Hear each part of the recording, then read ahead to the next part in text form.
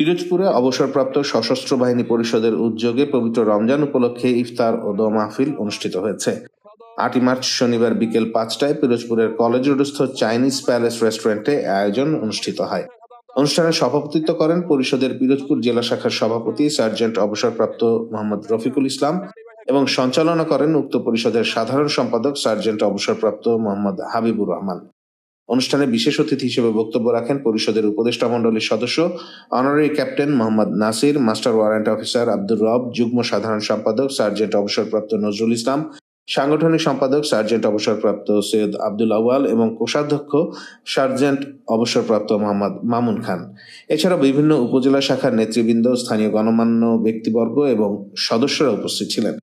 প্রধান অতিথির বক্তব্যে সার্জেন্ট অবসরপ্রাপ্ত মোহাম্মদ রফিকুল ইসলাম বলেন, অবসরপ্রাপ্ত সশস্ত্র বাহিনী পরিষদ পিরোজপুরের সদস্যদের কল্যাণে নিরলসভাবে কাজ করে যাচ্ছে।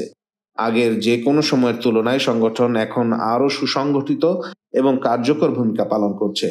সংগঠনের সাধারণ সম্পাদক সার্জেন্ট মোহাম্মদ হাবিবুর রহমান বলেন, আমরা একই পরিবারের অংশ। আমাদের সদস্যদের সুখ দুঃখ ভাগ করে নেওয়ার জন্য সংগঠন সর্বদা প্রস্তুত।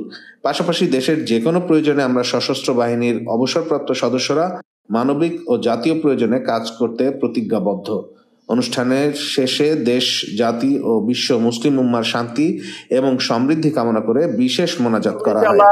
আর আপনারা এত কষ্ট করে আজকে ইফতার পার্টিতে জয়েন করেছেন, এই জন্য আমি সকলের পক্ষ থেকে ধন্যবাদ জানাচ্ছি।